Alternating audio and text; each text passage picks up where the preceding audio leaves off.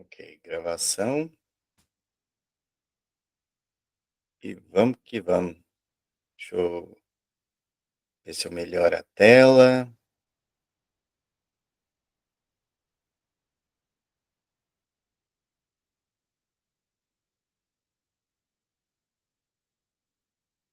Parar de compartilhar. Vou compartilhar aqui a tela da apresentação.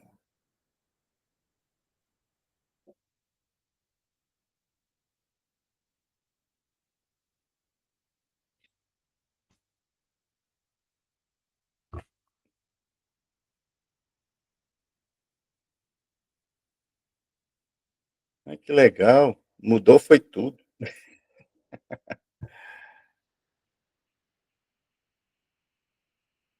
Bacana. Para evitar ignorar. Ok, pronto. Descobri onde era o negócio. Porque estava opaco a imagem, não sei se para vocês, mas para mim estava.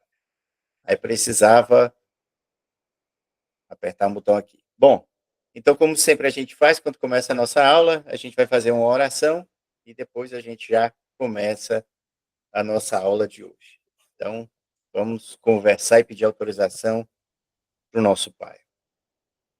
Senhor Deus, nós te agradecemos, Senhor, pelo dia, pela vida que tivemos hoje. Te agradecemos pela oportunidade, Senhor, de estarmos aqui, Senhor. Senhor, nós queremos te louvar, te bendizer e te adorar, pois tu és o nosso único e verdadeiro Deus. Consagramos Jesus Cristo como nosso único Salvador, suficiente Salvador, e renunciamos a todas as obras do teu inimigo. Senhor Deus, abençoa, Senhor, essa aula. Abençoa as pessoas que aqui estão e as que chegarão depois ou que verão as aulas nos dias seguintes, Senhor. Ó Deus, maravilhoso, bondoso e bendito Deus. Olhai, Senhor, as nossas vidas, Senhor. Por favor, Senhor, ajuda-nos, Senhor, retira-nos da lama dos pecados, Senhor, e nos faz, Senhor, a sermos teus servos fiéis, Senhor. Por favor, Senhor, nós te pedimos, Senhor, a tua intercessão, que sejamos canais do teu Santo Espírito, ó Deus. Que o que possamos estudar aqui seja da tua vontade. Que tudo transcorra, Senhor, conforme a tua vontade. Deus, abençoa-nos, Senhor. Abençoa-nos. É o que te pedimos no poderoso, misericordioso nome daquele que está acima de todos os nomes, daquele que só pelo nome já cura e salva, que é o nome de Jesus Cristo. Amém. Beleza? Então vamos lá.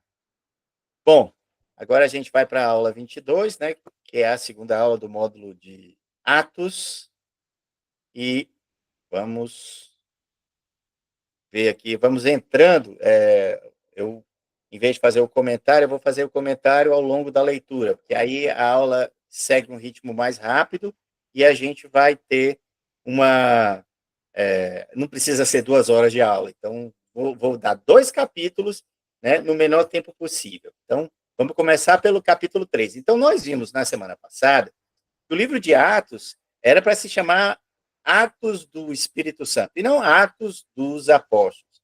E, na verdade, os apóstolos eles estavam sendo canais do Espírito Santo. Canais do Espírito Santo. Então, esse livro é Como se viraram nos 30, né? Poderia ser um nome assim bem moderno para Atos dos Apóstolos. Como é que eles se viraram nos 30? Então, a gente vai ver, né, a continuação, certo? A partir do capítulo 3 e capítulo 4. Vamos lá. Então, eu vou fazer a leitura e, à medida que que eu achar necessário, que a gente vai fazendo aquela pausa e o comentário. Então, vamos lá. Cura de um coxo. Então, até então, nós vimos que, né, Jesus tinha mandado, certo? Eles ficarem em Jerusalém, deu uma missão para eles, olha, o ID, né? O ID de Jesus, ou a comissão de Jesus, ou seja, o que Jesus pede para você ir fazer, né? Porque tem omissão e comissão. Comissão é você cometer, agir, fazer.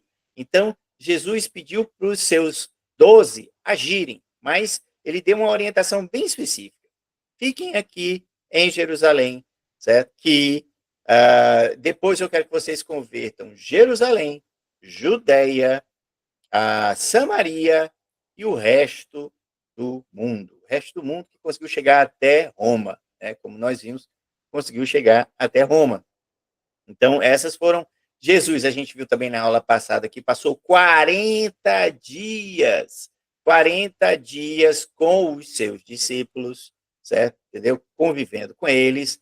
Nós também vimos que depois que Jesus subiu aos céus, certo? Apareceram 2 anjos, disseram: ei, rapaz, o que vocês estão fazendo aí?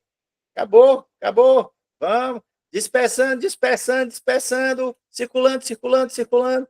Ou seja, vamos tratar das suas vidas. Vamos fazer o que ele orientou vocês a fazerem, que era levar o evangelho, certo? E aí, 10 dias, mais ou menos 10 dias depois, ou seja, 50 dias depois da ressurreição, certo? Aí veio o Espírito Santo, que era a promessa. Então, Jesus já tinha dito: fiquem aqui, porque a promessa vai chegar. E a promessa não demorou muito, não. 10 dias, certo? Eles estavam reunidos e eles iam, certo? Durante esses 10 dias, você pode notar que eles ficavam orando, né? Orando. Então, aconteceu do Espírito Santo descer sobre cada um deles. Naquela época, a igreja era composta de 120 pessoas. E aí, nós vimos que com a descida do Espírito Santo, com o poder de falar línguas estrangeiras, e não estranhas, estrangeiras, certo? O que aconteceu é que a igreja pulou de 120 para 3.000, ou seja, 3.000. 3.000 convertidos foram batizados, certo? Depois que eles viram aquela coisa sensacional acontecendo, que era uns caras desletrados simplesmente começaram a falar em línguas de outros países. Certo? Aquilo ali disse: nossa, o que a gente precisa fazer? Disseram para Pedro. E Pedro disse: arrependei-vos, arrependei-vos, certo? Entendeu? Então, depois do arrependei-vos, e aí se batizem, creio que Jesus é seu único e suficiente Salvador, certo? E aí vem toda uma história que é a criação da igreja na qual fazemos parte. Então, vamos começar aqui agora a continuação, certo? Então, beleza, nós vimos... exatamente isso. E nós vimos a questão do Espírito Santo, e agora vamos ver o Espírito Santo em ação. Agora sim que a gente vai ver atos do Espírito Santo, certo? Quer dizer, agora não, que a gente já viu, né, que eles começaram a falar em línguas, certo? Então vamos ver uma nova ação do Espírito Santo no meio desses discípulos, desses apóstolos, né? Então vamos lá. A cura de um coxo. Pedro e João subiam ao templo para a oração da hora nona. Hora nona. Que horas seria isso? 6 horas é o nascer do sol, 9 horas depois, dá 15 horas, 3 horas da tarde. Então, a hora nona era 3 horas da tarde, como a gente já viu isso. Era levado um homem coxo de nascimento, o qual punham diariamente à porta do templo, chamada Formosa, para pedir esmola aos que entravam. Vendo ele a Pedro e João, que iam entrar no templo, implorava que lhe desse uma esmola. Pedro, fitando juntamente com João, disse: olha para nós. E ele olhava atentamente, esperando receber alguma coisa. Pedro, porém, lhes disse: não possuo nem prata, nem ouro, mas o que eu tenho te dou. Em nome de Cristo Jesus, o Nazareno, anda. E tomando pela mão direita, o levantou imediatamente, os seus pés e tornozelos se firmaram, de um salto se pôs em pé, passou a andar e entrou com eles no templo, saltando e louvando a Deus. Viu todo o povo a andar e louvar a Deus e reconheceram ser ele mesmo, aquele que pedia esmola, assentado à porta formosa do templo, e se encheram de admiração e assombro por isso que lhe aconteceu, né? Então, dessa tela aqui, vamos começar a contar aqui com as nossas palavras. O que aconteceu? Aconteceu que Pedro, que era o mais experiente, João, que era o mais novo, olha aí, o mais velho com o mais novo, né? Então ali era uma equipe boa. Você vê que Jesus já escolhia isso, né? Quando a gente estava vendo lá no livro de Mateus, lá nos Evangelhos, Jesus já tinha escolhido essa dupla. Quando ele queria alguma coisa bem particular, a panelinha da panelinha, certo? Ele chamava esses dois, Pedro e João, né? Pedro, que era o mais experiente, e João, certo? Que era o mais inexperiente. Então ele chamava as pontas aí do conhecimento dele e acabaram que essa parceria continuou. Então o que está acontecendo aqui? Está acontecendo que Pedro e João foram às 3 horas da tarde orar no templo. Interessante, certo? Para a gente entender isso daqui, curiosidade. O judeu, certo? Naquela época, orava 3 vezes ao dia no templo. 3 vezes ao dia no templo. A hora era 9 horas da manhã, certo? Que é a hora terceira, certo? A hora nona, certo? E a hora 12, vamos assim dizer. Ou seja, 9, 3 horas da tarde, 6 horas da noite. Certo? Eram os horários que os judeus oravam no templo. No templo, não é em casa, não. Oravam no templo. Certo? Então, ou seja, eles faziam 3 orações no templo. Então, aqui já era a do meio. Certo? Na oração das 15 horas, que é esse das três da tarde, né? Que é a hora nona, né? Então, nessa oração, era feito o holocausto, né? Ou seja, esse das 3 horas da tarde se matava lá. Tanto é que Jesus morreu que horas? 3 horas da tarde, holocausto, certo? Entendeu? Então, ou seja, matava as ovelhinhas, as rolinhas, aquela coisa toda, para fazer o holocausto dos pecados. Né? Então, só a título de curiosidade, ou seja, exatamente das 3 orações que eles faziam, aquela que é do holocausto, foi o que aconteceu, esse milagre que nós vamos contar, né? Que nós vimos aqui, certo? Sim. Pois é, então, o que acontece é que eles foram lá, certo? Foram lá. E aí, quando eles estavam entrando numa das portas, certo? Que aqui o texto fala, a porta formosa. Que porta é essa? Essa porta formosa, também chamada de porta Nicanor, certo? Ela era toda feita de bronze, com ouro, certo? Era uma porta formosa, porque realmente de longe se via o brilho dela, o brilho, eu chamava a atenção de longe.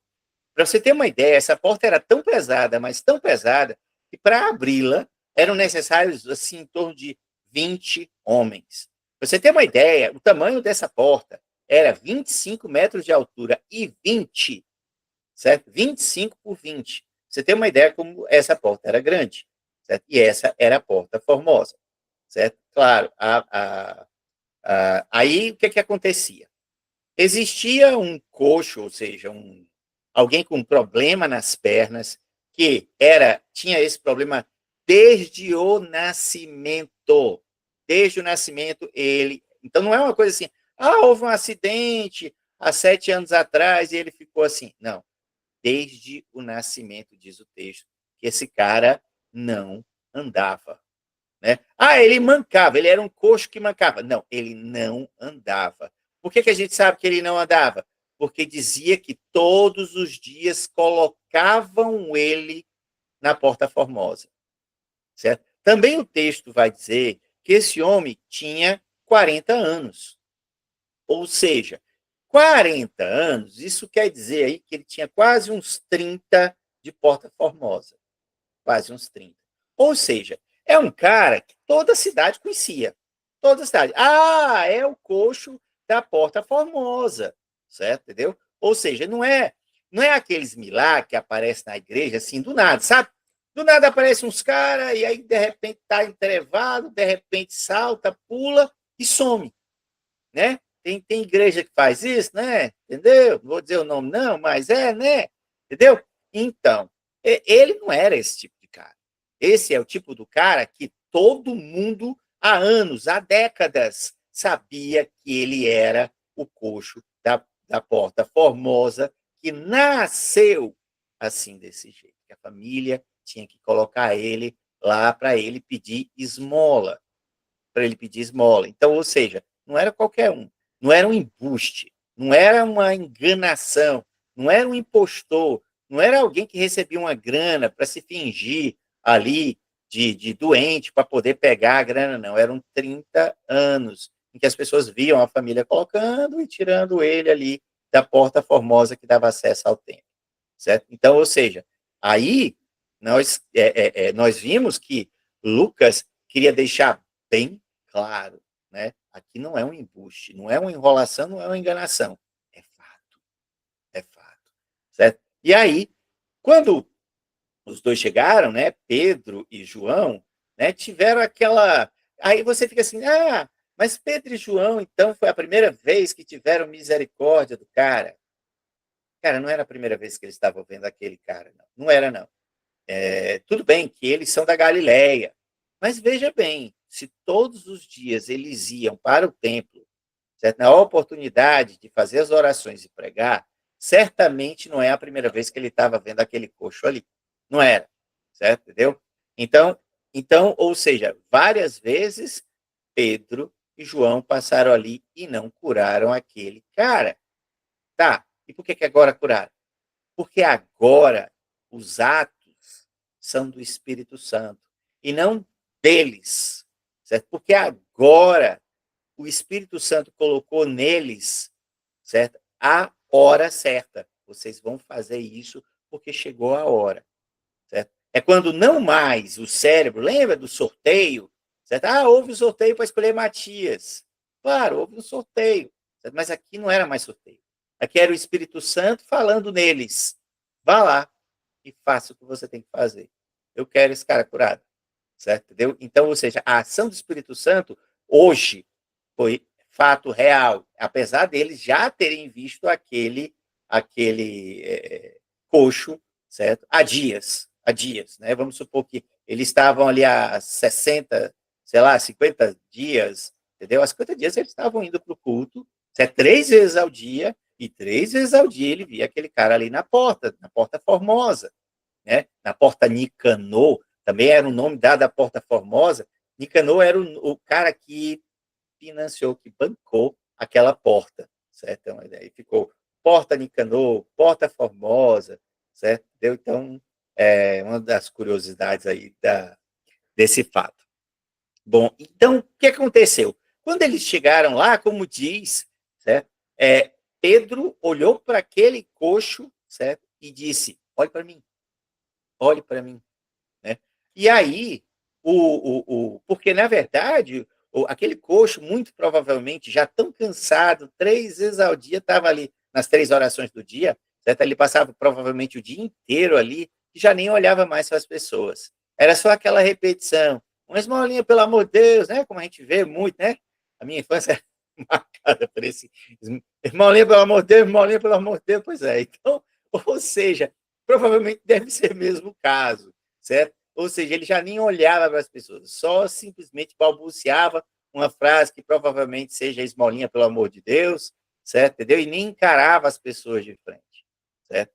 Mas Pedro quis que ele olhasse para Pedro. Pedro disse, olhe para mim, certo? Aí quando ele olhou para Pedro, muito provavelmente alguma coisa de diferente aconteceu, tipo, caramba, esses são aqueles caras, seguidores daquele tal de Jesus, que há 50 dias atrás, certo, morreu, 50 e tantos dias atrás morreu, e eu soube que agora, todo mundo sabia, né? Quer dizer, não é uma população como a gente vê hoje, não sei quantos milhões de habitantes, era um lugar pequeno, né? Então, Jerusalém, por mais que a gente era um lugar grande na época, mas todo mundo já corria a notícia, né? A boca pequena, como diz. Então, muito provavelmente, o que a gente pode perceber daí é que quando aquele esmoléu ali olhou para eles, provavelmente viu que era Pedro e João e que eram seguidores, a fama que corria da Igreja do Caminho é o nome da Igreja de Jesus, certo? Igreja do Caminho, certo? Entendeu? A turma do caminho, lembra da história da turma do caminho? Pois é. Então, quando viu que ele era da Igreja do Caminho, ficou imaginando assim, caramba, eu estou sabendo que todo mundo lá está vendendo tudo e doando para a comunidade. E lá ninguém passa fome. Lá ninguém passa fome. Está todo mundo vendendo tudo que tem, bens, animais, escambau, e botando lá na igreja deles, lá, na igreja não, na comunidade deles. Eles não tinham igreja. Você vê que eles estavam indo para o culto, a igreja ainda judaica, né? Então, na comunidade que eles faziam parte, ninguém passava fome. Estava todo mundo vendendo seus bens e doando para a comunidade, certo? Então, muito provavelmente, aquele cara ali deve ter esboçado na cabeça assim, opa, aqueles caras são misericordiosos, né? Misericordiosos com as viúvas, misericordiosos com os órfãos, misericordiosos com os pobres. Certamente eu vou receber uma graninha boa aqui, um saco cheio de moeda, né? Então talvez fosse o sentimento daquele coxo quando viu que era Pedro e João, né? Quando ele olhou, ele levantou a cabeça e viu que era Pedro e João. Então ele esperava receber alguma coisa, né? A esmola. Só que aí, para a frustração dele, né? Para a frustração dele, certo? Pedro disse: eu nem tenho ouro, nem tenho prata, mas o que eu tenho, eu te dou. Aí pegou ele pelo braço direito e levantou, disse: levanta e anda, né? Aí o cara vai, se levanta, as pernas dele ficam vigorosas e o mais incrível, ele sai pulando. Ele sai pulando. Ele sai pulando. Isso é a parte mais incrível. Ou seja, o que Lucas quer dizer nesse milagre? Várias coisas. Primeiro, ele quer testificar aquilo que Jesus mesmo disse lá em João. Disse assim: aquele crê em mim fará coisas maiores do que eu fiz. Fará as coisas que eu fiz e até mesmo maiores do que eu fiz. Aí você fica pensando, como assim? Coisas maiores do que Jesus fez? Sim, sim. Enquanto Jesus dizia, você crê que eu posso te curar? Vai, porque a tua fé te curou, te salvou, certo? Aqui, aí eu te pergunto, o coxo, certo? Foi perguntado se ele acreditava que ele podia curar? Perguntado se ele queria pelo menos ser curado? Não, não foi perguntado, certo? A fé do coxo, será que o coxo tinha fé? Não, certo? Então, ou seja, olha que milagre mais estrondoso foi esse, que não precisou nem da fé, porque Jesus curava e dizia, a tua fé te curou. Aqui, não precisou, não foi nem consultado a fé. Olha como Jesus e sua palavra não mentem. Jesus não mente. Quando ele disse, aquele que crê em mim, fará obras maiores do que as que eu fiz. Nem precisou perguntar se o cara acreditava nele, se tinha fé em alguma coisa, certo? Ele simplesmente curou o cara na raça, né? Puxou o cara pela mão, levanta e anda, e o milagre é milagre bem feito. Não é milagre meia boca, não. Milagre meia boca é aquele que, o cara levantou, mas saiu mancando. Não, o cara levantou e saiu pulando, meu. Saiu pulando de alegria. Saiu pulando de alegria. Quando Deus faz, Deus quis colocar bem feito. Colocar bem feito. Não é meia boca, não. Agora ele anda, mas anda se arrastando, mas anda, né? Antigamente não andava, mas ainda está mancando. Não, não teve isso, não. É que a cura foi perfeita. Aqui a cura foi perfeita. E quando é testificada por um médico, né, é mais incrível ainda, porque Lucas era médico. Lembra que da aula passada a gente falou? Lucas era médico. Pois é, Lucas, escritor de Atos, certo? Testifica que o cara saiu pulando de alegria. Saiu pulando de alegria. E ninguém precisou ficar segurando ele como muleta, com qualquer coisa, não fala nada. Ao contrário, falou que ele entrou com João e Pedro no culto. E o mais incrível disso, né? Ele entrou na igreja, ele entrou lá na igreja judaica, e se você parar para pensar na cultura judaica, a cultura judaica ela não permitia coxos entrassem na igreja. No máximo, ficassem na porta. Olha que legal. E o cara entra pela primeira vez no Templo de Jerusalém. Entra pela primeira vez. Porque agora ele não é mais coxo. Agora ele não é mais impuro. Porque os judeus diziam que as pessoas doentes ou deficientes é porque ela pecou, ou porque seu pai pecou, é porque ela está em pecado, ou porque ela nasceu do pecado, entendeu? Ou seja, era uma cultura que tinha o pecado como culpado daquela deficiência física. Quando, na verdade, aquele homem ali não tinha, né, assim, o pecado dele, a deficiência dele não é consequência do pecado. Certo? Então, mas daquela forma como ele foi curado e bem curado, ele pôde pela primeira vez entrar no Templo de Jerusalém.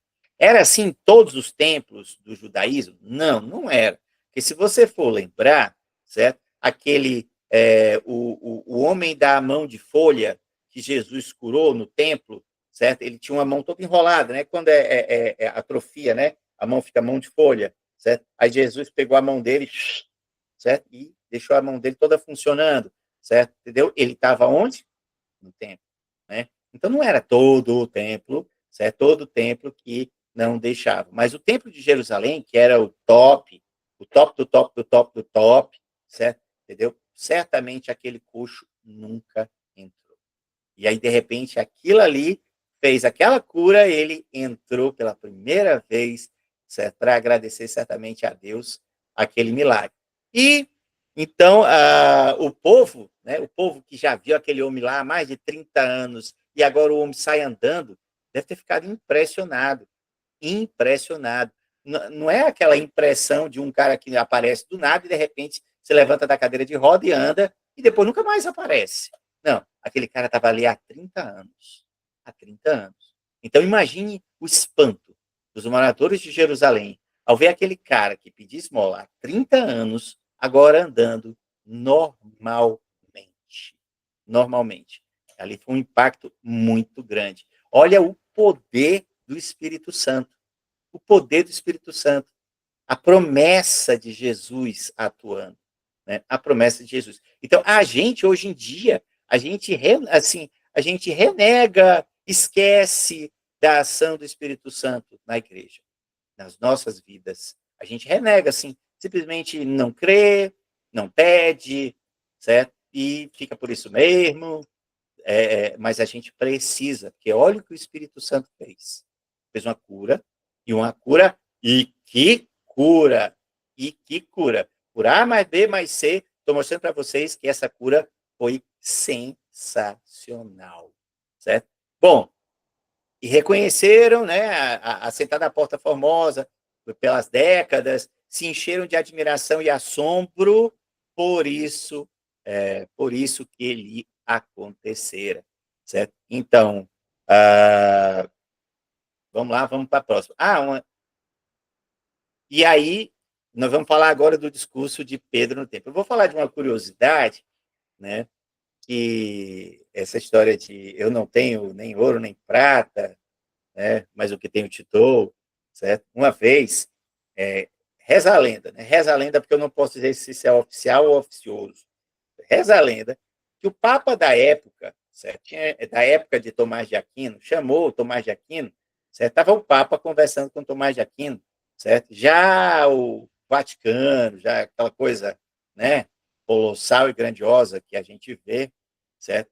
E o Papa falou para Tomás de Aquino, Pedro, hoje Pedro não diria eu não tenho nem ouro nem prata. Aí Tomás de Aquino olha para o Papa e responde, e nem ele poderia dizer que faria milagre, certo? Porque realmente, né, é completamente diferente. Bom, vamos lá. Apegando-se, então vamos continuar aqui, apegando-se ele a Pedro e a João, ó, apegando-se. Imagine a alegria desse cara, uma vida inteira travado ali na porta. Então, apegando-se a Pedro e a João, todo o povo correu atônito para junto deles no pórtico chamado Salomão, certo? E, à vista disto, Pedro se dirigiu ao povo, dizendo, israelitas, mais um discurso de Pedro, né? Porque Pedro já tinha feito o discurso ali da descida do Espírito Santo, em que eles falaram em línguas estrangeiras, e agora vamos lá. Pedro disse, israelitas, por que vos maravilhais disso? Por que fitais os olhos em nós como se pelo nosso próprio poder ou piedade o tivéssemos feito andar? O Deus de Abraão, de Isaac, de Jacó, o Deus dos nossos pais, glorificou a seu servo Jesus, a quem vós traístes e negastes perante Pilatos, quando esse havia decidido soltá-lo. Vós, porém, negastes o santo e o justo, e pediste que vos concedessem um homicida. Dessarte, mataste o autor da vida, quem Deus ressuscitou dentre os mortos, do que nós somos testemunhas. Nós somos testemunhas pela fé em nome de Jesus. Nesse mesmo nome, que esse mesmo nome fortaleceu a este homem que agora vedes e reconheceis. Sim, a fé que vem por meio de Jesus deu a esse saúde perfeita na presença de todos vocês. E agora, meus irmãos, eu sei que o que vocês fizeram, foi por pura ignorância, como também as vossas autoridades. Mas Deus, assim, cumpriu o que dantes anunciara pela boca de todos os profetas, que o seu Cristo havia de padecer. Então, até aqui vamos comentar. Ora, então, o Pedro começa a fazer mais um dos seus discursos, certo? Quando ele vê que o povo fica, nossa, impressionado com aquele milagre que a gente viu, que era um milagre perfeito, que não precisou nem da fé, um milagre que não precisou da fé do coxo, um milagre que ultrapassa, certo? Ultrapassa os limites, certo? Do que se tinha visto até então. Aí você fica imaginando, meu Deus do céu, né? Então todo mundo corre ali para Pedro e para João, certo? Atônito, o que está rolando, o que está acontecendo? Meu Deus, é aquele cara, é ele mesmo? Ou será que é o irmão dele? Né? Mas não, é aquele que era coxo e agora está pulando, saltitando de alegria, certo? E aí eles ficam, né? Tipo, cercando ali os dois e Pedro fala, né? Ó, por que vocês estão olhando para mim desse jeito? Para nós. A gente é homem igual a vocês. O que vocês estão fazendo, estão vendo aqui, essa cura, que transformou esse homem numa saúde 0 km, normalíssima, foi justamente no nome daquele que vocês renunciaram e trocaram por um assassino. Sabe aquele que vocês ajudaram a matar, gritando crucifica, crucifica? Sabe aquele que vocês trocaram por Barrabás? Pois é, aquele que é o autor da vida. O autor da vida. Sensacional, né? O autor da vida. Certo? Pois é no nome desse que morreu, mas que ressuscitou e que nós somos testemunhas, porque a gente passou 40 dias com ele, certo? Então é nesse nome que esse aqui que vocês estão vendo pulando, saltitando de alegria, foi curado completamente. Não é meia boca esse milagre, não. É milagre inteiro, que vocês podem ver, ele está andando, está pulando, certo? E nunca nem se levantou. Nunca nem se levantou e agora está fazendo isso, certo? Entendeu? Então, ele dá uma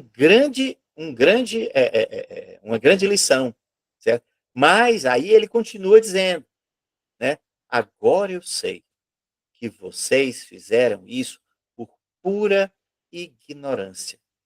Pura ignorância. Vocês simplesmente são ignorantes, coitados de vocês, certo? Mas a ignorância de vocês fez com que se cumprisse a vontade do Pai. Qual era a vontade do Pai? Salvar todo mundo. E para salvar todo mundo, precisava o sangue de um Deus, sofrer todas as dores, né? Todas as dores, certo? Para poder salvar a humanidade inteira, um sangue de um Deus. Né? Então, Pedro faz esse discurso, certo? Para justamente anunciar, certo? Que agora Jesus Cristo, né? que foi ao céu, certo? Deixou o Espírito Santo em cada um, certo? E que iria operar grandes maravilhas. Vamos lá. E aí ele continua o discurso dizendo, aí aquela dica que ele disse da primeira vez, quando perguntaram, irmão, o que é que a gente faz? Quando eles falaram em línguas. Mais uma vez, o discurso de Pedro diz, arrependei-vos, pois convertei-vos para serem cancelados os vossos pecados, a fim de que da presença do Senhor venham tempos de refrigério e que envie ele o Cristo, já que vos foi designado Jesus, ao qual é necessário que o céu receba até aos tempos da restauração de todas as coisas, de que Deus falou por boca dos seus santos profetas desde a antiguidade. Disse, na verdade, Moisés. Então, vamos dar uma pausa aqui para depois ver o que Moisés disse. Aqui ele está dizendo, simplesmente vocês têm que se arrepender. E quando vocês se arrependerem, vocês precisam se converter. Porque o arrependimento é aquele, eu me arrependo, beleza, mas quando você não se converte, nada muda.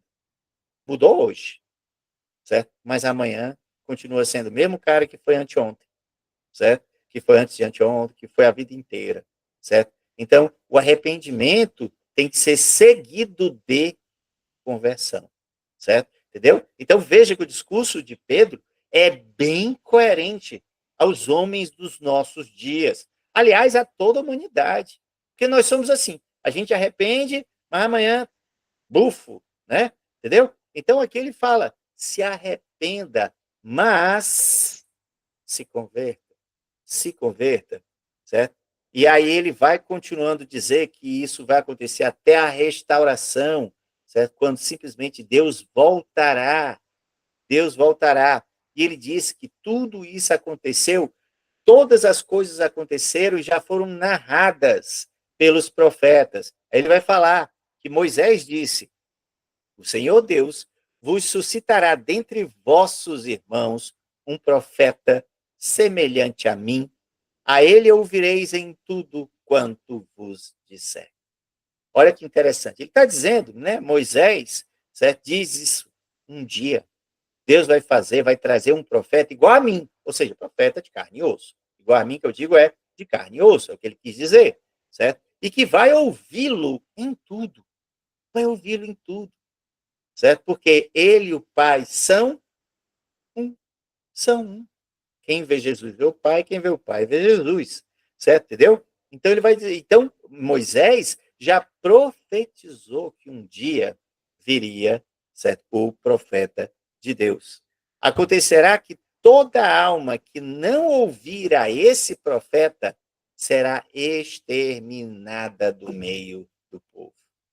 Então a gente tem que ter cuidado. A gente tem que ter cuidado a crer em Jesus com o nosso coração, de todo o coração, para não ser exterminado, como diz a palavra.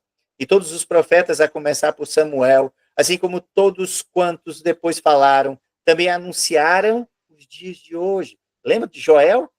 Joel 2, certo? Que fala 2:38, salvo engano, 28, 38, alguma coisa assim, que falava que haverá um tempo em que os jovens vão profetizar, os velhos terão sonhos, aquela coisa toda. Ou seja, Joel já profetizava o tempo do Espírito Santo, certo? Vós sois os filhos dos profetas e da aliança que Deus estabeleceu com vossos pais, dizendo a Abraão, na tua descendência serão abençoadas todas as nações da terra. Tendo Deus ressuscitado seu servo, enviou primeiramente a vós outros para vos abençoar, no sentido de que cada um se aparte das suas perversidades.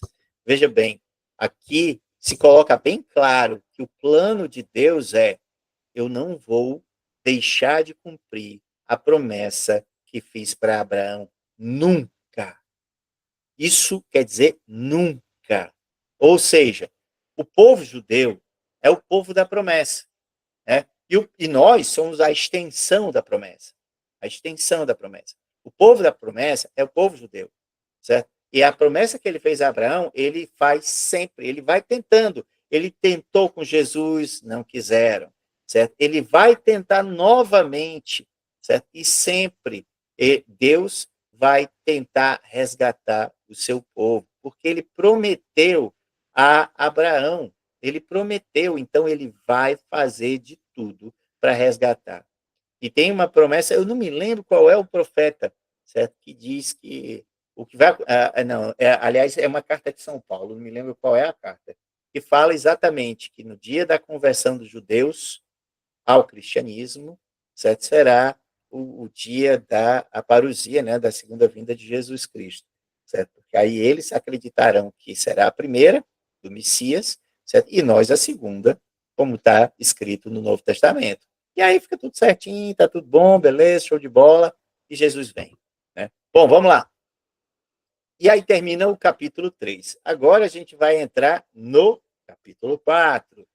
E antes de falar do capítulo 4, certo? Eu preciso dar uma explicação, que é uma coisa que a gente ouve falar algumas vezes e, cara, não entende bolhufas. Tipo, pedra angular. A pedra angular já foi falada duas vezes, certo? Uma no Novo Testamento, em Atos, certo? E a outra no Salmo 118, verso 22. E eu trouxe a do Salmo 118 para a gente ver. Diz assim: a pedra que os construtores rejeitaram tornou-se a pedra angular, certo? Então, pedra angular, eu vou mostrar para vocês. Na direita, na pilha, né, na pirâmidezinha, nós temos ali a pedra angular, que ela está em amarelo, ok? E à esquerda, nós temos, não sei se vocês estão vendo, uma pedra bem aqui no meio, uma pedra bem aqui no meio, certo? Ops, deixa eu voltar aqui. Essa pedra no meio é a pedra angular, certo? Essa pedra bem no meio aqui. Se vocês verem o mousezinho passando, ó, bem no meio do arco, certo? É colocado uma pedra, ela é mais fina, certo? Ela é a chamada tal pedra angular. A pedra angular, certo? Segundo definição, certo? Que a gente vai ver quando é que essa expressão é usada, a pedra angular, era colocada exatamente para definir o meio, certo? E a partir dali eram colocadas as outras pedras, certo? Era colocada a base. No caso, por exemplo, dessa pirâmide, a pedra angular era aquela pedra que, a partir dela, seriam colocadas as outras pedras. A partir dela. Encaixar, e colocou ela numa posição, as outras iam combinar com ela. Combinar com ela. Então, essa seria a pedra angular, certo? No caso da pilha aí, que a gente está vendo que é a de amarelo, certo?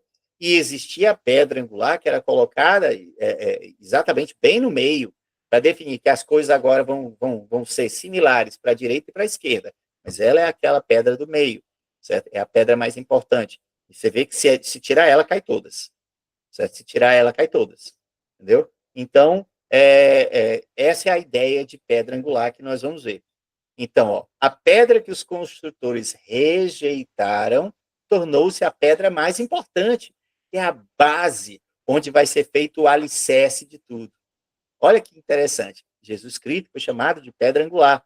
A pedra que as pessoas rejeitaram, certo? Tornou-se a pedra angular. A partir de Jesus se criou, né? Se criou tudo, se criou a igreja, se criou uma história, porque depois de Jesus, os valores cristãos, certo? Eles começaram a permear em toda a sociedade ocidental. A história, os 2000 anos posteriores de Jesus, os valores judaico-cristãos é que são a base da nossa sociedade.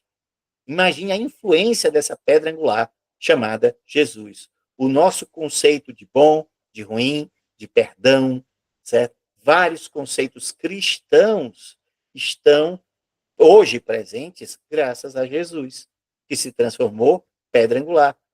Os seus valores se transformaram em valores de uma sociedade toda. Não importa se você é ateu ou você não é ateu, certo? Mas você aceita, certo? Que o certo é o certo, o errado é o errado, que o pecado é o pecado, que o amor é diferente do ódio, e por aí vai, que a gente deve amar e não odiar, que a gente deve fazer o bem e não o mal. São todos valores dados pela pedra angular chamada Jesus. Olha o valor que Jesus teve. Jesus mudou a história.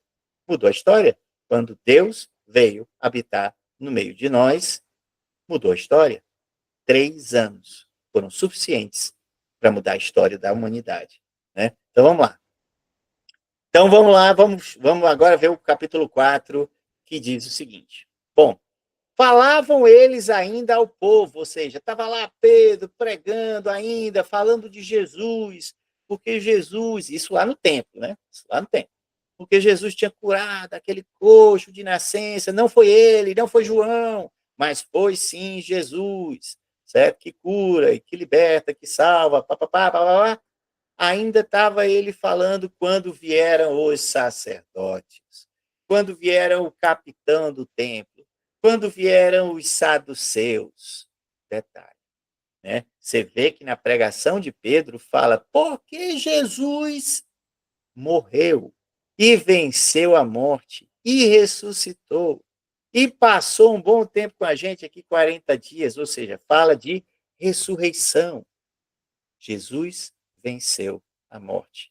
E os saduceus, eles não acreditavam na ressurreição.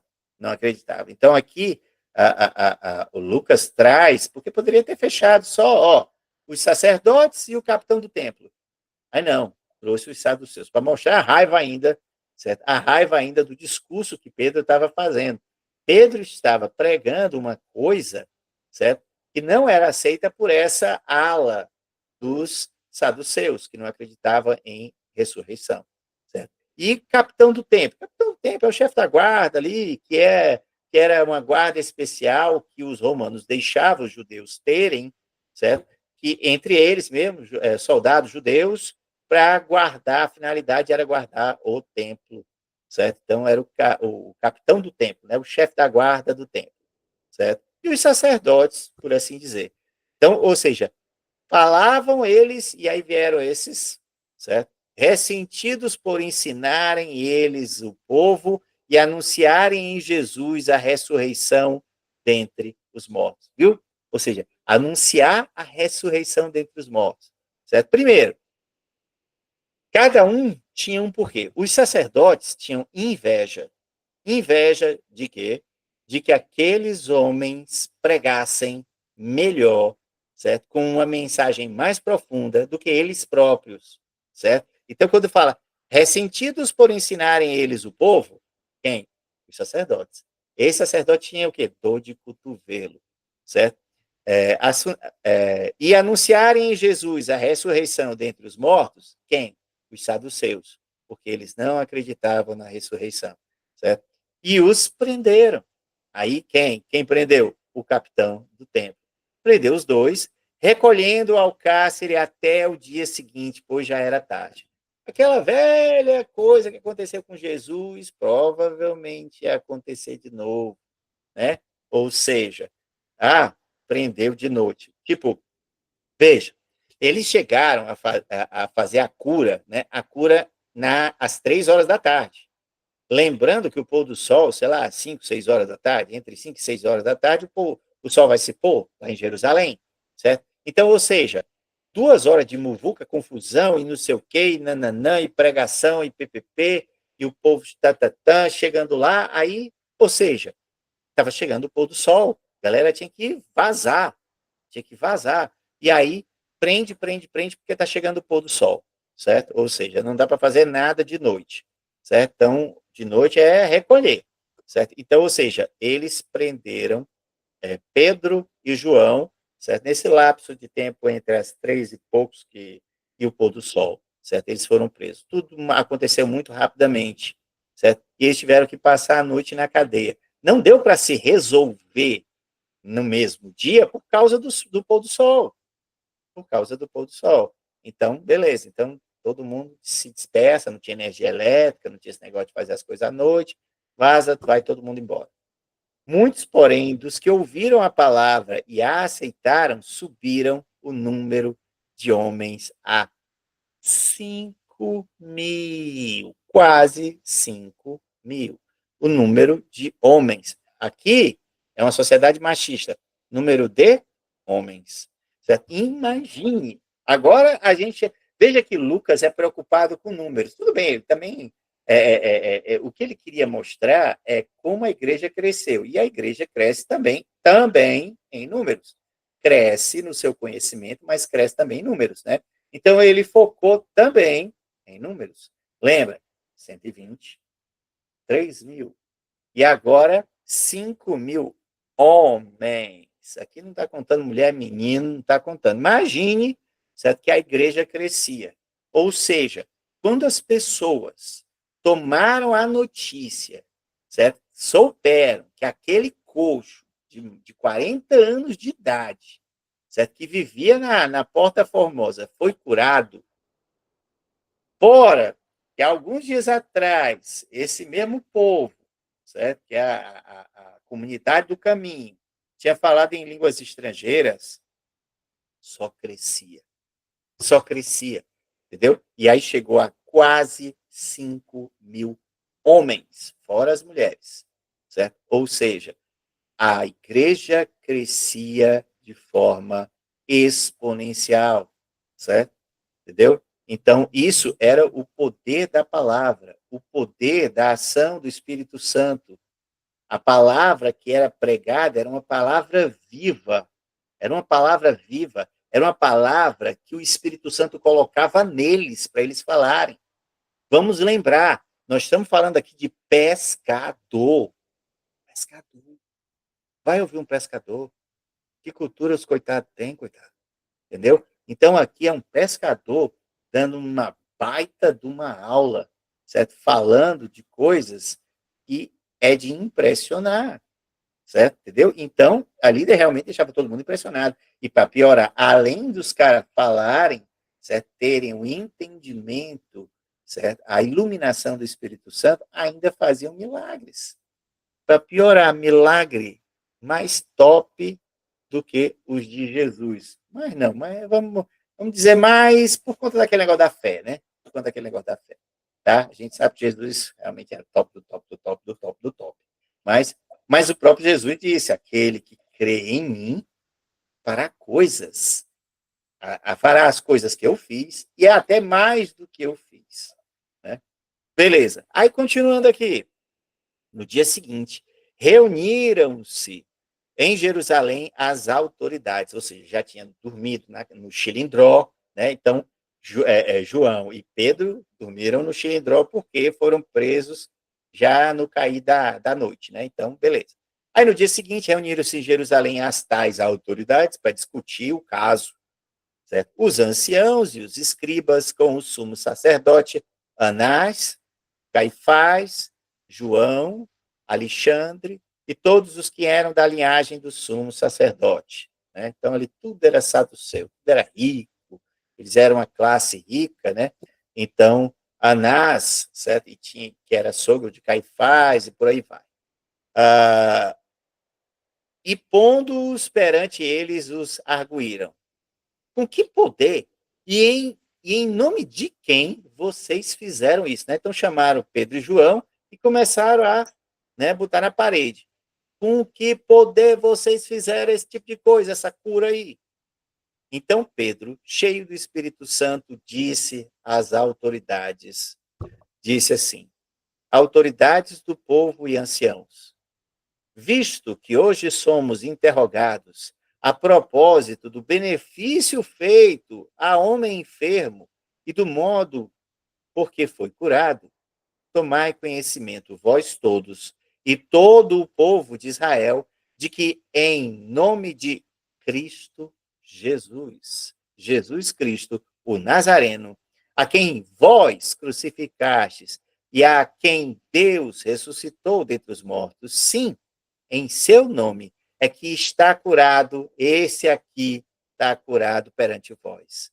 Este Jesus é pedra angular, pedra rejeitada por vós, os construtores, a qual se tornou pedra angular. A pedra rejeitada por vocês, Jesus se tornou a pedra angular. E não há salvação em nenhum outro, porque abaixo do céu não existe nenhum outro nome dado entre os homens, pelo qual importa que sejamos salvos. Ou seja, tome-lhe, né? Ou seja, o que aconteceu é que Pedro, simplesmente, na frente de todo mundo ali, como fizeram com Jesus, né? Jesus fez aquele estardalhaço lá, né? Fizeram um julgamento de Jesus, né? Eles foram fazer a mesma coisa. Só que agora ficou bem diferente, porque eles, detalhe, a gente começa a perceber aqui, pelo que foi dito por Pedro, que até o coxo foi preso. Até o coxo foi preso. Certo, entendeu? Então, prender a muvuca, no que aconteceu no Vucu Vucu ali, tá confusão, certo? Ali, prenderam tudo, prenderam João, prenderam Pedro e prenderam também o coxo, certo? Por quê? Porque quando ele fala aqui, diz, esse aqui que vocês estão vendo, isso quer dizer o quê? Que ele foi preso também, entendeu? O cara dormiu preso com Pedro e João, né? Então, nesse discurso, certo? Pedro diz exatamente, né? Porque a pergunta é: com que autoridade, em que nome vocês estão fazendo esse tipo de cura? Quem autorizou vocês a fazer isso? Aí ele foi bem categórico, mais uma vez. Você lembra daquele cara que vocês crucificaram, que era um taumaturgo, fazedor de milagres? Pois é no nome dele que vocês estão vendo esse aqui andar, é graças ao nome dele. Porque aí completou, não há nome abaixo do céu que dê salvação. É um nome que está acima de todos os nomes. É esse que cura, que salva e que liberta. É Jesus Cristo. Esse que é nosso amigo, é esse o cara que curou esse aqui, que dormiu com a gente no Chilindró, né? Que aí, ó, tá aqui, tá andando, não tem problema nenhum, vocês conhecem ele há décadas. E o pior, os sacerdotes, eles sabiam quem era o coxo, né? Sabiam, já conheciam o coxo. Certo? E quando vira aquele coxo lá, não tem como duvidar como os sacerdotes, os saduceus, os escribas, como é que eles vão duvidar um negócio que há 30 anos estava ali naquela porta lá sem andar, 30 anos que estava ali pedindo esmola. Era incontestável, indubitável, não tem como você duvidar, né? Então, ou seja, os caras estavam assim, e agora, José? José, é agora, né? Ou seja, realmente houve uma cura. Houve uma cura, né? Aí a questão é, mas como é que eles curaram? Como é que eles curaram? Aí Pedro disse, é no nome de Jesus. Aqueles caras que vocês condenaram, certo? É no nome dele que todas essas coisas acontecem. Bom, ao verem a intrepidez de Pedro e João, ou seja, Pedro e João já não tinham mais intrepidez, ou seja, não era mais aquele Pedro e João da época de Jesus. Qual? Era um Pedro medroso, João medroso ainda, porque segundo consta o Evangelho, João, quando prenderam Jesus, né, foram prender ele também. E ele era menino novo, né, então se bateu todinho, se soltou e agarraram a roupa de João. João fugiu nu, nu. João fugiu nu. Certo? E Pedro foi aquele cara que também meteu o pé na carreira, certo? E negou Jesus 3 vezes, certo? Se borrando de medo, para não morrer igual Jesus. E sumiu do mapa e foi aparecer só no domingo, certo? Esse era o Pedrão, certo? Ou seja, um cara morto dentro das calças, como diz, certo? Medroso todo. E o Joãozinho, idem, certo? Ou seja, o menino novo, né? João é mais novo, também era medroso do mesmo jeito. E agora, o que Lucas vem dizer? Que o Espírito Santo transformou a vida daqueles caras. Eles agora eram pessoas corajosas, que falavam com autoridade, dada por quem? Espírito Santo. Né? Sabendo que eles eram iletrados. Olha o espanto. E incultos. A palavra está dizendo que Lucas foi bem assim. Como é? Olha o espanto dos caras. Olha lá aquele coxo em pé. dois desletrados em culto falando bonito. Poxa, tem alguma coisa errada e estranha acontecendo aqui, né? Eles não tinham como duvidar. Eram dois fatos, assim, incríveis, né? O coxo de 30 anos está andando, certo? E dois caras ignorantes estão dando show de oratória. Tem alguma coisa estranha acontecendo, né? Entendeu? E reconheceram que haviam eles estado com Jesus. Aí eles lembraram da condenação de Jesus. Ai, aquele cara que há 2 meses atrás a gente matou, né? Entendeu? Vendo com eles o homem que fora curado, por isso que eu digo que ele dormiu na cadeia, nada tinham que dizer em contrário. Eles conheciam o cara, há décadas que eles viam o cara lá. E mandando-os sair do sinédrio, consultavam entre si. Então, fica ali na sala ao lado que a gente vai nos reunir aqui para resolver o que, é que a gente vai fazer com vocês. Aí os guardas levaram, né, Pedro, João e o coxo, certo? Entendeu? E eles ficaram discutindo entre eles, dizendo: o que é que nós vamos fazer com esses homens? Pois, na verdade, é notório a todos os habitantes de Jerusalém que um sinal, né, um sinal notório, um sinal que todo mundo vê, foi feito por esses caras. E não o podemos negar. A gente não tem como negar um fato. Tá aí o fato está caminhando, está pulando. Não tem como negar. Todos nós aqui, todos os dias, 3 vezes ao dia que a gente vem aqui, certo? A gente vê esse pobre, miserável, lá na porta, há décadas, há 30 anos, a gente vê esse cara aqui. Não tem como negar, o homem está em pé. O homem está em pé. Alguma coisa aconteceu estranha aqui. Então, para que não haja maior divulgação entre o povo, ameacemo-los para não mais falarem nesse nome tal de Jesus a quem quer que seja. E aí chamou, né, chamando-os, ordenaram-lhe que absolutamente não falassem, não ensinassem, né, no nome de Jesus. Aí Pedro, né, ou seja, Pedro, quando viu aquela marmota, né, os caras dizendo: nós vamos soltar vocês, mas eu ordeno a vocês que não ensinem mais aqui dentro do templo. Eu também ordeno a vocês que não falem aqui no templo o nome desse tal aí de Jesus. Aí Pedro e João olharam para eles e disseram assim: julgai se é justo diante de Deus ouvir-vos antes a vós, outros, do que a Deus, pois nós não podemos deixar de falar das coisas que vimos e ouvimos. Ou seja, o que Pedro e João responderam? Vocês estão certos disso? O que vocês acham que eu devo fazer? Falar o que Deus quer que eu fale ou fazer o que vocês querem que eu faça? Se vocês fossem a gente, o que vocês fariam? Vocês iam fazer a vontade de Deus ou a vontade de vocês? Entendeu? Foi bacana, né?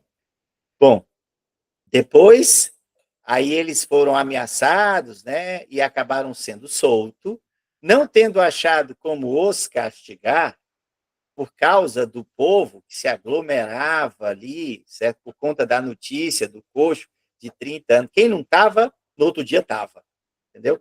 Quem não estava na hora, no outro dia foi só para ver o burburinho. Então, a muvuca já estava do lado de fora. Então, eles não fizeram nada por conta do povo que estava do lado de fora, não tendo achado como os castigar por causa do povo, porque todos glorificavam a Deus pelo que tinha acontecido ao coxo. Ora, tinha mais de 40 anos aquele em quem se operara a cura milagrosa. Viu? A palavra foi clara para dizer que o coxo tinha 40 anos de idade. Tinha 40 anos. Certo? Entendeu? Então, ou seja, a Rádio Peão, né, passou a notícia para a cidade inteira. Jerusalém já estava tinha de gente no templo, né? Porque eles provavelmente foram presos em alguma salinha lá do templo, certo? Entendeu? Aí de manhã eles foram lá no Sinédrio, né? Foram julgados, não, né? Foram interrogados e depois foram liberados, certo? Mas, né, Pedro simplesmente disse: olha, entre fazer a vontade de Deus e fazer a vontade de vocês, quem vocês acham que eu vou fazer a vontade? De Deus, né? Entendeu? Bom, então vamos lá.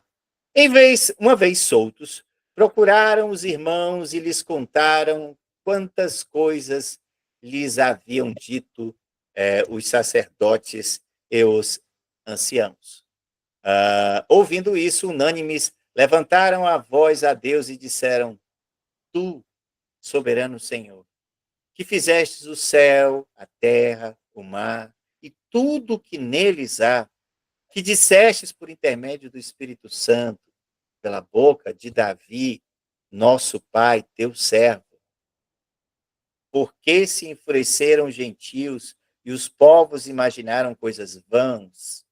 Levantaram-se os reis da terra e as autoridades ajuntaram-se a uma contra o Senhor e contra o seu ungido.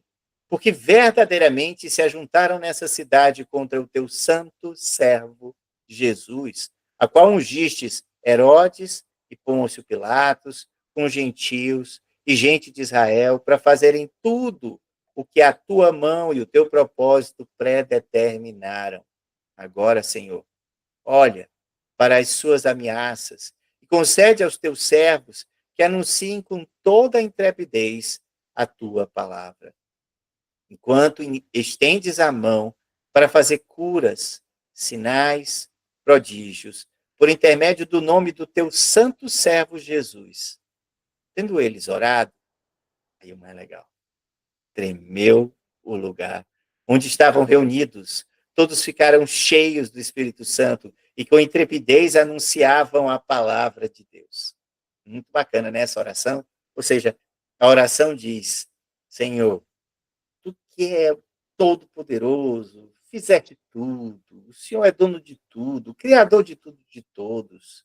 Senhor, o que aconteceu com teu servo Jesus foi obra da tua vontade, pois o Senhor ungiste, ou seja, o Senhor, certo, colocou na cabeça de Herodes, de Pôncio Pilatos, certo, para fazer o que fizeram com teu servo Jesus. Então, tudo é obra de tuas mãos. Nada acontece sem a tua vontade. Então, Senhor, se tudo é obra de tuas mãos e tu és o Todo-Poderoso, eu te peço, né? Então, eles pediram, todos aqueles irmãos que ouviram, certo? O relato de Pedro e de João, quando eles saíram da prisão, né? Isso aí é o relato de Pedro e João. Pedro e João foram libertos, chegaram na comunidade do caminho, certo? Narraram tudo o que tinha acontecido e essa foi uma oração que foi feita ali, certo? Nessa oração diz: Senhor, nos dá a coragem, nos dá a força de falar sobre o teu servo Jesus, nos dá a coragem de pregar, nos dá a coragem de fazer curas, de fazer sinais, de fazer prodígios no nome do teu servo Jesus. É no nome do teu servo Jesus. Certo? Então, essa era a oração da comunidade do caminho. Ao ouvir o relato de Pedro e de João, nossa, quer dizer que vocês dois conseguiram fazer milagres? Então vamos pedir também. É isso que a comunidade do caminho fez. Foi essa oração, dizendo: Senhor, aquilo que o Senhor deu, certo? Que é o poder de fazer o milagre, o Senhor deu para João e para Pedro, a gente quer também. A gente quer fazer cura, a gente quer pregar, a gente quer falar em nome de Jesus. A gente quer fazer milagre também. A gente quer, Senhor, que aconteça segundo a tua vontade, porque tudo que acontece é segundo a tua vontade, porque o que aconteceu com Jesus Cristo foi segundo a tua vontade, que ele precisava sofrer todas as dores, morrer por cada um de nós, para que pudéssemos ser resgatados do mar da lama do pecado e voltar para o aprisco, né, para os verdes pastos do Senhor Deus. Entendeu?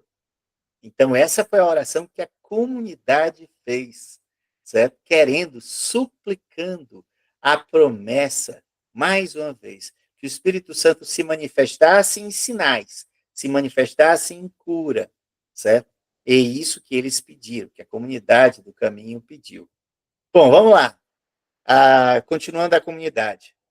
Da multidão dos que creram, era um o coração e a alma. Isso é muito lindo. Ou seja, aqui ele começa a narrar como era a comunidade do caminho, ou seja, a igreja primitiva. Como era? Eles eram um só coração, uma só alma, um só coração, uma só alma. Entendeu? Ninguém considerava exclusivamente sua nenhuma das coisas que se possuía. Tudo, porém, lhes era comum.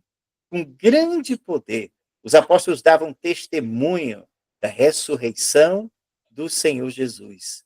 E em todos eles havia abundante graça. Abundante graça. Pois nenhum necessitado havia entre eles, porquanto os que possuíam terras ou casas, vendendo-as, traziam os valores correspondentes e depositavam aos pés dos apóstolos. Aqui, o que eu tinha, eu dou para a comunidade do caminho. Então, se distribuía a qualquer um na medida das suas necessidades. Estava passando fome? Alimentava. Estava precisando de alguma coisa? Se comprava. Aí, ou seja, o que a gente vê aí é uma característica, certo, daquelas pessoas que são de Cristo. São pessoas devotadas, não são pessoas apegadas aos bens materiais, são pessoas que gostam de fazer caridade e sentem que aquilo é uma necessidade, é um sinal de devoção, é um sinal. Ou seja, eles colocavam tudo em comum. Enquanto meu irmão tiver necessitando ali, vai-se, vende o que tem e doa para que a comunidade não haja quem passe fome. E assim era a igreja primitiva. Todos vendiam o que tinham, vendiam casas, vendiam animais, e do que se arrecadava, se colocava à disposição da comunidade, aos pés dos apóstolos. Certo? E os apóstolos, com grande seriedade, certo? Não deixava que faltasse nada para ninguém.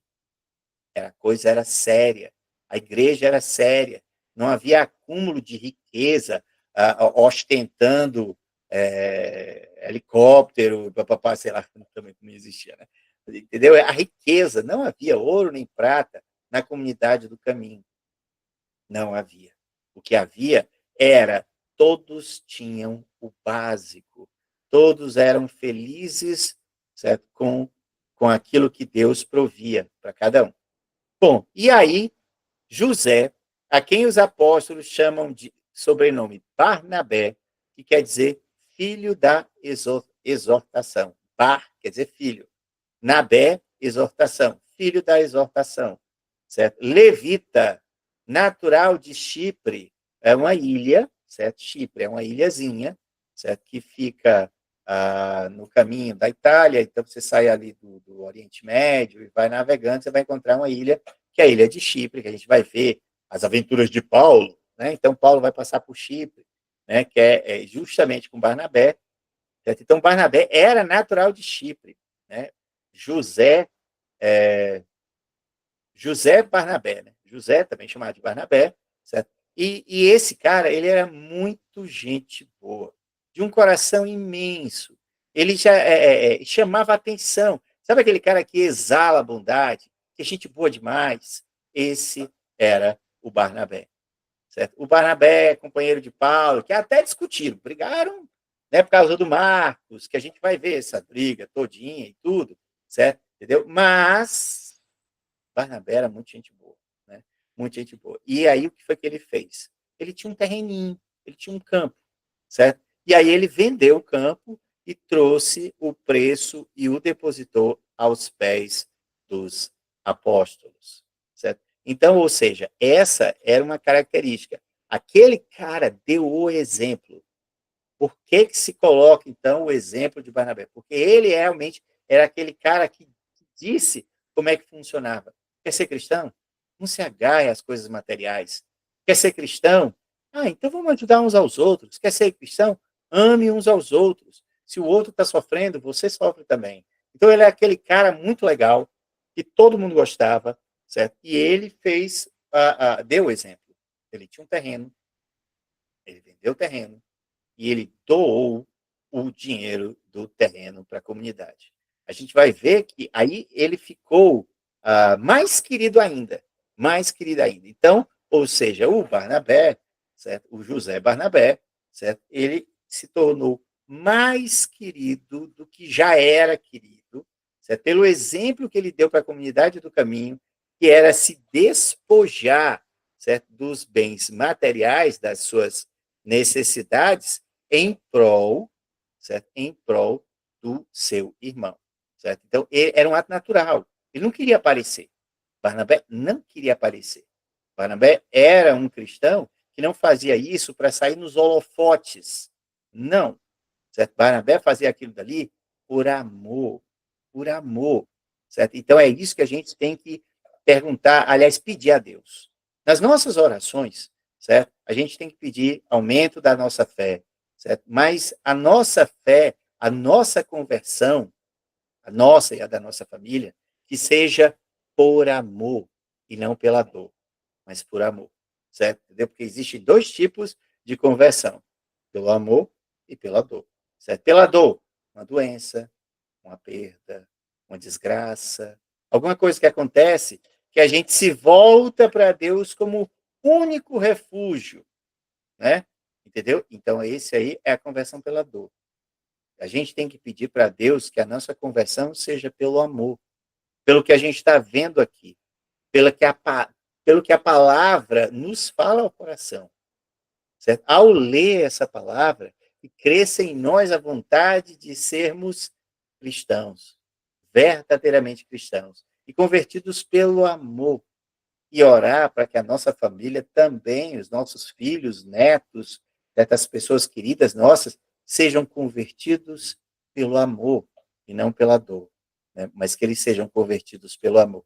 Certo? Essa tem que ser a nossa toada, né? A nossa repetição diária nas nossas orações, certo? E repito, que elas devam ser as orações solitárias, ou seja, você no seu quarto, no seu carro, no seu banheiro, certo? No momento que você estiver sozinho, você converse com Jesus, certo? Coloque as suas necessidades, as necessidades da sua família, mas também peça pela conversão da sua família, que não adianta, né? Deve ser um tanto quanto mais ou menos assim incompleto a gente estar no céu e olhar para trás e a nossa família não está junto com a gente, né? Então a gente tem que lutar por isso, para que Deus converta nossos filhos pelo amor e não pela dor, né? Pelo amor. Essa é o nosso pedido diário. Enfim, que sejamos Barnabés, gente boa, Barnabés, um cara de um coração bom, Barnabé, que fazia não para ser mais bonito, mais famoso, mas fazia pelo amor à causa. Qual era a causa? Jesus. Quando ele descobriu Jesus, quando falaram para Barnabé, aquilo foi apaixonante para ele. A forma como Jesus falava, como Jesus vivia, aquilo impregnou na alma dele e ele quis ser um pequeno Cristo. Um cara que queria o reino de Deus e não o reino da terra. E ele se desfez das coisas do reino da terra em prol da felicidade de cada um dos irmãos. A gente vai ver que as coisas não são perfeitas. A igreja primitiva vai levar muito na cabeça, né? Vai ter briga, né? Pedro e Paulo, Barnabé e Paulo, vai ter discussão, vai ter desavença, vai ter a distribuição do pão era mal feita, para aquelas pessoas que eram judias recebia mais comida, as viúvas, as que eram gringas, né? Ou seja, helênicas, elas iam receber menos, certo? Então, uma série de coisas aconteceram de errado na igreja primitiva, mas que o Espírito Santo foi lá e o mal pela raiz. E a gente vai ver que no próximo capítulo, a gente vai falar de um casal, certo? Que quis engabelar o Espírito Santo, ele não foi honesto, certo? E a gente vai ver que eles vão ser punidos, mas como uma forma de exemplo, para mostrar que a igreja do Senhor Jesus é uma igreja séria. Não quer dizer que Meu Deus, então eu vou sair dessa igreja porque eu não consigo ser perfeito. Cara, a nossa diferença é cair e se levantar. Se levantar, se levantar, se levantar de novo, entendeu? Ou seja, nós precisamos todos os dias reconhecer que somos pecadores, reconhecer que sem Jesus a gente não é nada, reconhecer que com Jesus, somente com Jesus, é que as coisas podem mudar. E se eu um dia vou estar com o meu nome escrito lá no livro da vida, é graças a Jesus, certo? Entendeu? Todos os dias a gente tem que pedir a nossa mudança, todos os dias a gente tem que pedir a nossa conversão, e essas coisas vão acontecer. Água mole, pedra dura, tanto bate até que fura, isso vai acontecer. Isso vai acontecer, certo? Entendeu? A perfeição, né? Ser de santos como meu pai é santo, né? Então, essa é a nossa intenção, é a nossa busca, né? Da perfeição em Jesus. Beleza? Vamos lá. E por hoje é só. Eita, 1h30 de aula aí, certo? Então, eu quero dizer para vocês que desejo para vocês uma semana abençoada para todo mundo, certo? Que não deixem de fazer oração, certo? Que prestem bem atenção na palavra, que tenham sintonia com Jesus, tudo vai dar certo. Qualquer coisa, se precisar, peçam oração, a gente ora, certo? Orar um pelos outros, certo? E vai dar tudo certo. Um beijo no coração, até semana que vem. Tchau, gente.